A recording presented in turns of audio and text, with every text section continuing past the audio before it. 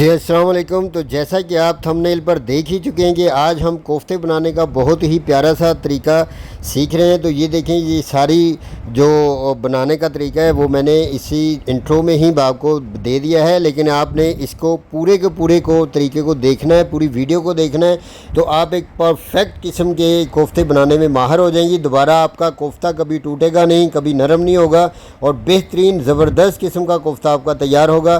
तो इस वीडियो को पूरा देखिए। अगर वीडियो पसंद आए तो मेरी वीडियो को लाइक कीजिएगा, मेरे चैनल को सब्सक्राइब कीजिएगा और साथ में लगी हुई बेल आइकन की घंटी को ज़रूर दबाइएगा ताकि मज़ीद आने वाली वीडियोज़ भी कोई आप तक पहुँचें और आप उनको देखकर मज़े की रेसिपीज़ बनाएं और इन्जॉय करें और प्रेजेंट करें, दूसरे अपने रिश्तेदारों को शेयर करें उनके साथ, ताकि वो भी इतना ही इंजॉय कर सकें ऐसे मज़ेदार किस्म के कोफ्ते बनाकर। ये कोफ्ता करी की रस्सी और ग्रेवी भी इसमें बहुत शानदार बनेगी और बहुत ही प्यारा किस्म का ये सालन पककर तैयार होगा। इस बकरीद पर बनाएं, तैयार करें और बंदा नाचीज़ को दुआएं दें। आपका बहुत शुक्रिया, आपकी बहुत मेहरबानी, नवाजिश। अस्सलाम वालेकुम साथियों। तो आज हम आपके साथ शेयर कर रहे हैं बहुत ही शानदार और बहुत ही आसान तरकीब कोफ्ते बनाने की।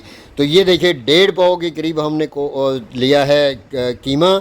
इसमें डालेंगे 1 चम्मच सुरख मिर्च की और 1/4 चम्मच हम डालेंगे इसमें नमक की। आप अपनी मर्ज़ी के हिसाब से नमक कम या ज़्यादा कर सकते हैं।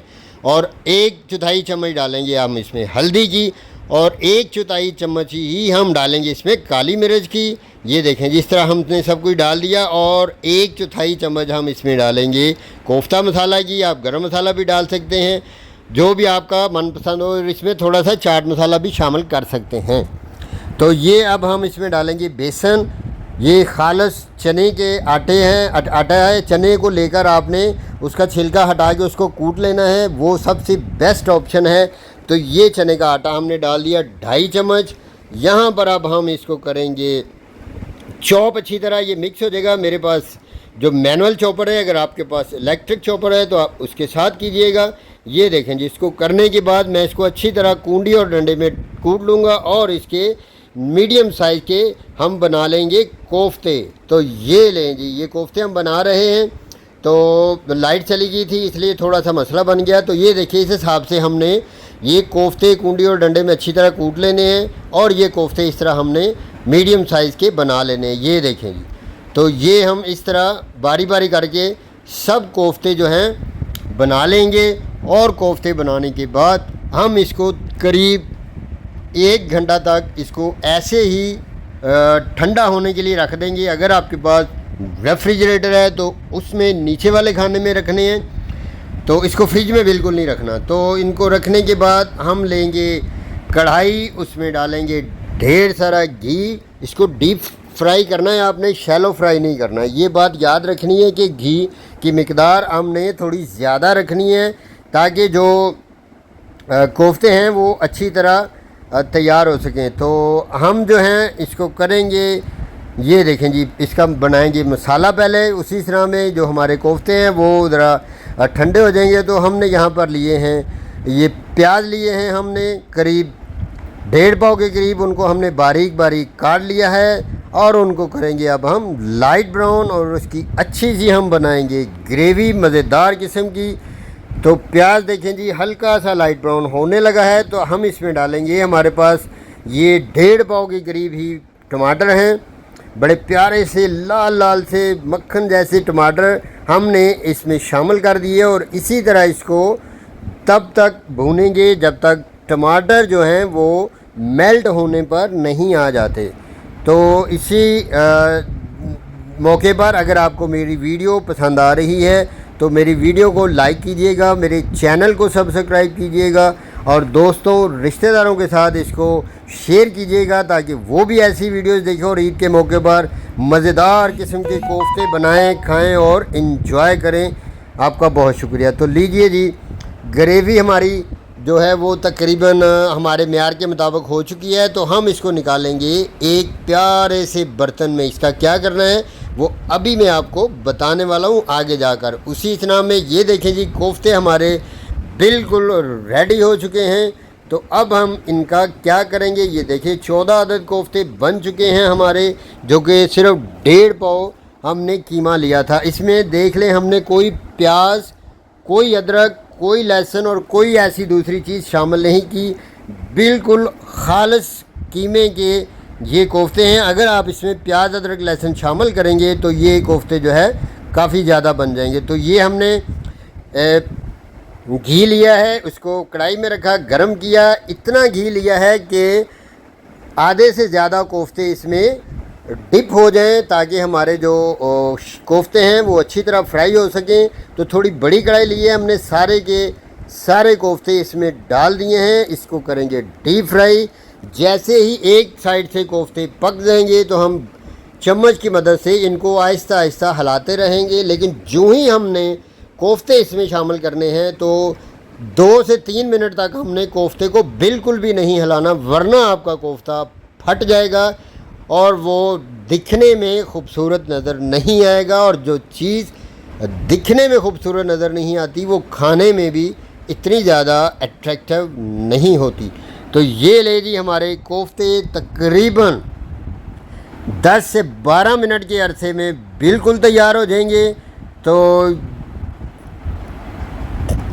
ये देखिए जी हमारी दोतरी है जो कि इंजॉय कर रही है और मज़े कर रही है, और ये देखें हाई फाई कर रही है हमारे साथ। तो अल्लाह ताला इसके लिए दुआ कीजिए कि अल्लाह ताला इसको सेहत तंदुरुस्ती दे, आमीन। तो लीजिए जी हमारे जो कोफ्ते हैं वो फ्राई हो चुके हैं। तो अब हम इनको स्ट्रेनर की मदद से बाहर निकाल लेंगे। ये देखेंगे ऐसे, बिस्मिल्लाहिर्रहमानिर्रहीम। तो देखें माशाल्लाह कितने प्यारे, कितने खूबसूरत कोफ्ते हमारे तल कर तैयार हो चुके हैं। लेकिन अभी ठहरिए, जाना नहीं कहीं आपने। हमने कोफ्तों की ग्रेवी बनाई है और उस ग्रेवी में इसको शामिल करना है। ग्रेवी कैसे बनानी है वो आधा पार्ट तो आप देख चुके हैं, लेकिन अगला आधा पार्ट तो अभी बाकी है, यानी कि पिक्चर अभी बाकी है। तो अभी हम बनाएंगे हमारे कोफ्तों के लिए प्यारी सी, खूबसूरत सी और डिलीशियस मज़ेदार किस्म की ग्रेवी। तो इस जिसमें हमने कोफ्ते तले थे उस घी में से थोड़ा सा घी हमने रख लिया है, बाकी घी बाहर निकाल दिया है। तो इसमें डालेंगे हम अदरक और लहसुन का पेस्ट और इसको 1 से 1.5 मिनट तक अच्छी तरह फ्राई करेंगे, ताकि लहसुन की हीट जो है वो ख़त्म हो सके। और इसी की वजह से ग्रेवी और जो हम कोफ्ते तैयार कर रहे हैं उनमें अगर कोई माड़ी मोटी हीट बचेगी तो वो भी ख़त्म हो जाएगी। तो ये जो ग्रेवी हमने बनाई थी, जो हमने प्याज और टमाटर का मिक्सचर बनाया था, उसको हमने ग्राइंड कर लिया है। आपने भी ऐसे ही ग्राइंड करना है। और जैसे ही लहसुन और अदरक का पेस्ट कड़कड़ाए 1 से 1.5 मिनट के बाद हमने इस ग्रेवी को शामिल कर देना है। तो ये ग्रेवी शामिल करने के बाद थोड़े से छींटे उड़ाएगी। और आप इसको, अगर आपके पास थोड़ा बड़ा चमचा है तो फिर कोई मसला नहीं है, अगर छोटा चमचा है तो आपने इसको ऊपर से ढक देना है ताकि छींटे जो हैं वो आप पर ना पड़े। ये देखें जी छींटे उड़ रहे हैं, क्योंकि हमने टमाटर और प्याज का जो पेस्ट बनाया था उसमें थोड़ा सा पानी भी डाला था। तो अब देखें जी जो पानी है वो तकरीबन खुश्क हो चुका है। तो इसमें देखें अब घी छोड़ना शुरू कर दिया है ग्रेवी ने। तो हम अब इसमें डाल देंगे हमारे प्यारे प्यारे से कोफ्ते। और ये देखें कोफ्ता ग्रेवी बनकर तैयार हो चुकी है। बहुत ही मज़ेदार, बहुत ही सादा सा तरीका है। और अगर आप इस तरीके को अपनाएंगे और इस तरीके को अगर आप देखेंगे, इंजॉय करें, इसको बनाएं। ईद स्पेशल रेसिपी है। ईद के लिए बहुत से लोग, बहुत सी लड़कियां, बहुत सी बच्चियां, बहुत सी मेरी माएँ बहनें कोफ्ते बनाती हैं, लेकिन उनको एक ही शिकायत होती है अपने कोफ्तों से कि वो फट जाते हैं, खुल जाते हैं, या जब वो फ्राई करती हैं तो जब खुलते हैं तो घी में वो जब कोफ्ते का मसाला खुलता है तो वो काले काले हो जाते हैं और घी को भी काला कर देते हैं। और घी बाद में तकरीबन थोड़ा बहुत कड़वा हो जाता है और खाने के काबिल भी नहीं रहता। तो इसलिए आपने इन टिप्स एंड ट्रिक्स को फॉलो करना है जो मैंने आपको बताई हैं। तो अब हमने थोड़ा सा इसको भून लिया है। भूनने के बाद इसके ऊपर ढक्कन रखेंगे, तकरीबन 10 मिनट तक दम दिया है। दम देने के बाद माशाल्लाह हमने जैसे ही ढक्कन उठाया तो इस ग्रेवी और कोफ्ते की जितनी भी खुशबू थी, प्यारी प्यारी खुशबू पूरे घर में फैल चुकी है। तो ये देखें जी, अब हम इसको डिश आउट करेंगे। माशाल्लाह, अल्लाह की शान देखें, कितने प्यारे, कितने खूबसूरत जो कोफ्ते हैं ये तैयार हो चुके हैं। ये लें जी माशाल्लाह। तो अब हम इन कोफ्तों को मज़े मज़े के साथ इंजॉय करेंगे, खाएंगे। और आपसे भी पुरज़ोर गुजारिश है कि अगर आपको मेरी ये वीडियो पसंद आए और कोफ्ते बनाने का इतना आसान तरीका पसंद आए तो बराहे मेहरबानी मेरी वीडियोस को लाइक कीजिएगा, मेरे चैनल को सब्सक्राइब कीजिएगा और दोस्तों और रिश्तेदारों के साथ इसको शेयर कीजिएगा ताकि वो भी ऐसी ही मज़ेदार किस्म की रेसिपीज़ देखें, बनाएं, इंजॉय करें और मज़े मज़े से इसको खाएं। आपका बहुत शुक्रिया, आपकी बहुत मेहरबानी। तो ये साथ में लगे हुए बेल आइकन की घंटी को भी ज़रूर दबा दीजिएगा। शुक्रिया।